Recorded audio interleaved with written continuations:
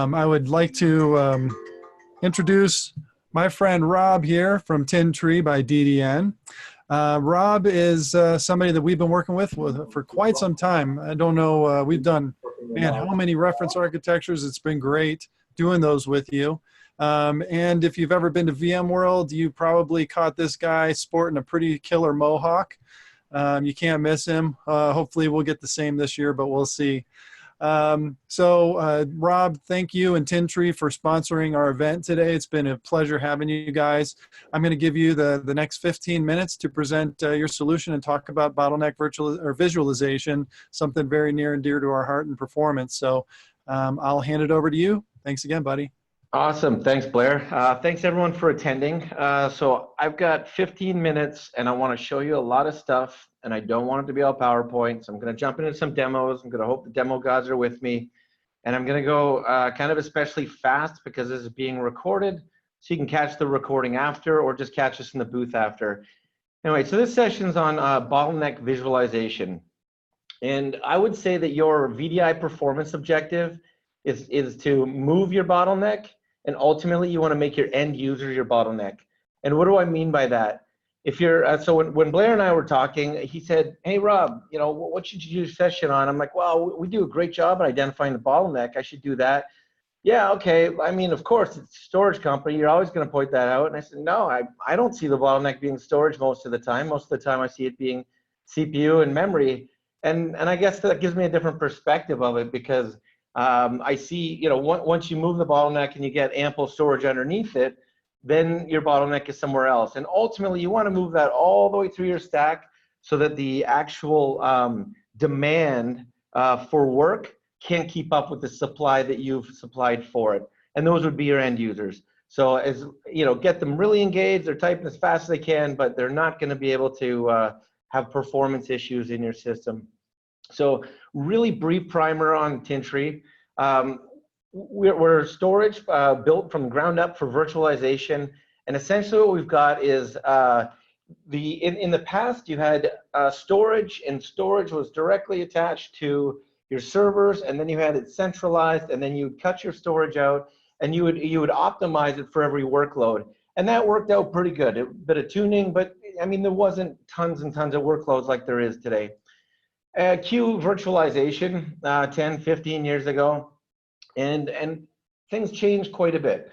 So now what we see is everything's coming in as an aggregate, and it's coming in what we call the IO blender. So you've got a bunch of small block, large block, all kind of coming in, and from a storage perspective, it's just serving offsets. It thinks it's doing a great job, and the VMs don't think it's doing a great job, and they see latency that the storage can't seem to report.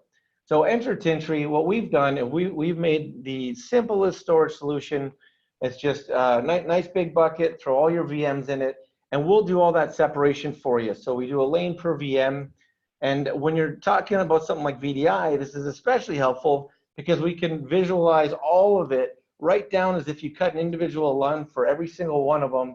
And we can do it in thousands on a single VM store, which is the name of our appliance, all the way up into, you know, TinTree Global Center will see a view of 64 of these in one shot. So tens of thousands, single pane of glass. So these are just the lanes that I was talking about. And what this does is isolates workloads and gives very predictable performance. And what do we do for visibility? Well, what we do is we break down the latency the way that the guest itself would see it. And so that is a combination of host, network, and storage. So it's that end-to-end storage path. And what you would typically see in the application is just, oh, it's slow storage. And you talk to someone and say, oh, yeah. And then the finger pointing game begins. And what we've done is we've come up with a way to really simplify that. We know when a VM asks for something, we know it was delivered, and we can do all the math on everything in between. So here's a LoginVSI graph. And this is a few years ago. Again, we've been working with LoginVSI for a long time, over 5 years myself personally. And this is watching those LoginVSI tests run. And what happens is you start to hit this curve, and all of a sudden it goes into the realm of unacceptable. And when you're into this realm of unacceptable, there's not clear guidance on what that might be. Now, Blair's going to go through this later in his session, which is your VDI tuning stack. And this is going to be all the areas that can screw you up. So if you get one of these right, it doesn't mean it's a free pass and everything's going to work right, but you get any one of these wrong and it's a guaranteed you're going to have some pain. So how can TinTree help with all of this? Well, again, here's that graph that I showed you. And here is a screenshot from our UI that was actually running one of those loads. And what you can see is that the curve kind of matches it. So if you're not familiar with our interface, that top line on the VM store are the IOs that are going through right now, number of IOPS. That purple haze you see there is normalized. So it's sort of my apples to apples meter so that it's normalized to an 8K block size. It kind of helps. It's kind of a mix between a throughput and IOPS graph. And down below is latency. And the latency subdivided between host, network, and storage. And then on storage side, we subdivided even further. Now, in this case, we can see this is host latency. So this is somewhere from the inside the guest, getting outside the guest, outside your Windows box, into your hypervisor, in through the kernel, making its way through all the other stuff that's in there, and then finally hitting that network card. And once it hits that network card, it goes onto the network. That's the network latency. And then once it hits us, then it's on us for the storage side of things. Now, here's a little video. I am going to do live demos, but just in case the demo gods aren't with me, I've got a little backup here. And I've just saved you 48 minutes because that's how long this took to run. So on the right side, we see 10-second averages coming out, and we can see the load is increasing. So a LoginVSI run is going. I believe that desktops are being logged on every 2.5 seconds, right up to 1,500 desktops in this case. And what you can see in the bottom line is that latency was great. Not much, not much. And then things got a little hotter, and the green that creeped in, that green is host latency. So this is where Blair says, no, it's always a storage thing. I say, no, I see it being host. I guess it depends if you have it sized right. Now, if I put too many VMs on here, then we're going to see, we're definitely going to see some contention latency on the storage side, which that purple spike is right there. And what's really cool about our graphs is that we can dig in and find out exactly who did what when we want to. So let me jump over live to that. And what I should have here is a LoginVSI run going in the background. I've got 123, 124 out of 500 sessions logged on. I just started this 12 minutes ago. It was a little scramble to start it right before the session here. And on the TinTree side of things, what we can see is our main dashboard. We can see the real-time IOPS that are going through. Now, I'm not a big fan of IOPS, even though I work for a storage company. I would say that we're more of a data management company. We're all about the virtualization. So these IOPS are kind of useless. I usually say they're like RPMs in a car. I told you I was going 5,000 RPM. Without telling you what gear it's in, it's not helpful. Hold on one sec to just catch some of these if I can before they time out. Tough thing with demos in a short amount of time. All right, good. So we've got some loads in the background. LoginVSI is running.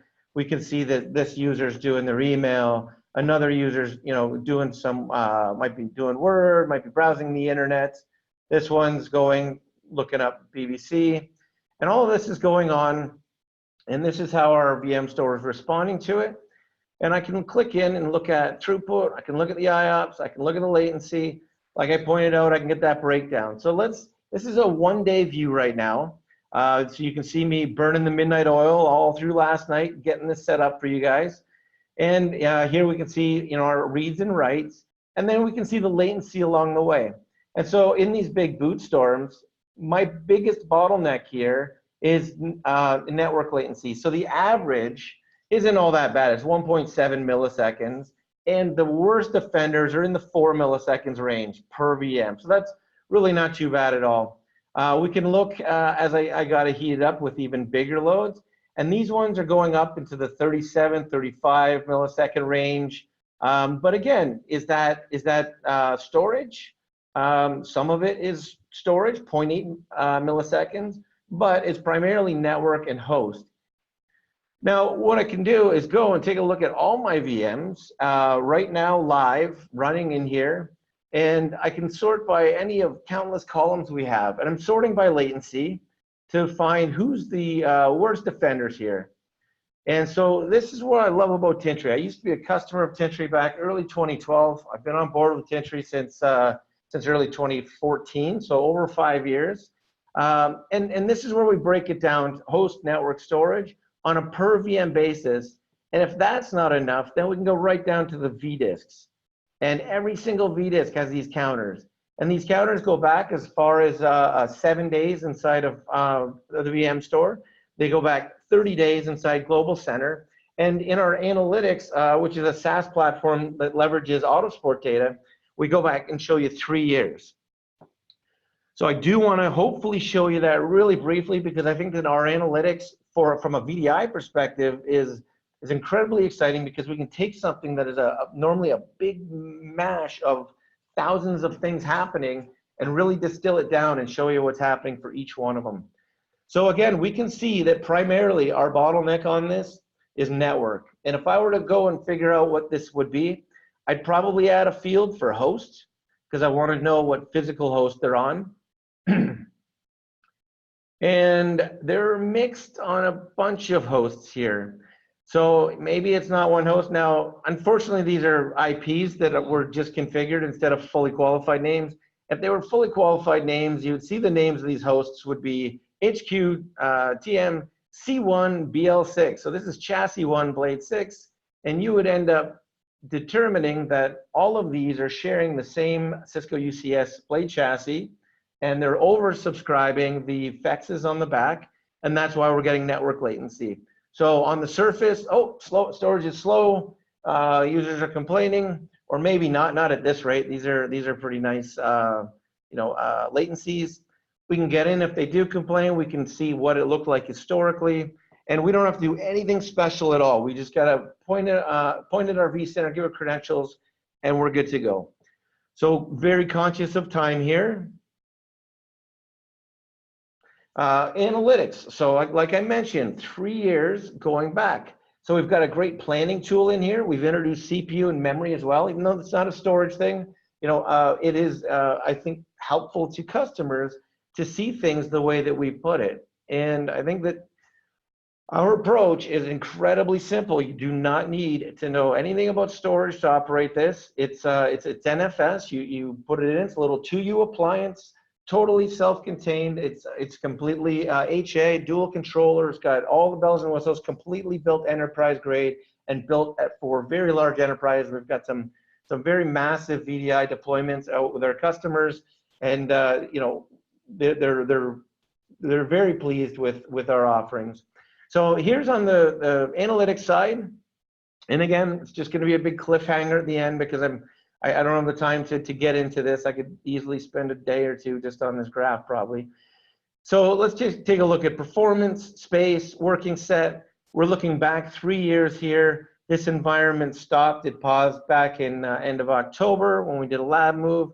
And if I wanted to click in at any point in time to see what's going on from a performance or space perspective, what this is a snapshot view on the day I clicked on, which was July 27th. And it shows us that out of our almost 3,000 VMs, we've got almost 2,000 were sitting there idle, not very helpful. We've got a number of them sitting in this range here. There's 345 in this range and 577 in this range. And if I click in, I can see what they are. And these ones happen to be View desktops. So I came in focused on a time where I remember doing some VDI work leading up to VMworld. And so here we've got some of these LoginVSI tests running, and those stood right out on the performance timeline. If I were to change some of this around, logarithmic, and what this ends up showing you are things like these outliers on the far right. These are the ones that'll come up and creep into you. And if you've got VDI, you may end up having some you may end up with something inside there. Someone's running some SQL inside or whatever it might be. We're gonna really bring that to light, make it easy to find. We support more than just VDI. So all the workloads, throw your Oracle and Exchange and SQL, everything. The only caveat is we only support virtual workloads. So we've built an amazing file system from the ground up to support virtualization. It's always support, but inside virtualization, there's a ton of generalized apps and specialized apps. So I want to thank you very much for your time today. We'll be in the booth if you have any questions. We've got resources you can grab, white papers that are a lot more detailed than I could go through in 15 minutes. And I just want to thank you. And it looks like Mark is about to give me the hook anyway. Yes, I was about to do that. No, I wanted to thank you very much, Rob. It's been a pleasure having you here. Go to the booth also to have a chance to win the $100 Amazon gift card in the raffle. With that, I'm closing out this meeting. You can go back to the auditorium where Mr. Blair Parkhill will be doing his session on the Expert's Guide to VDI Performance Tuning. What else? Thanks, Rob. Thanks, Mark. Thanks, everyone.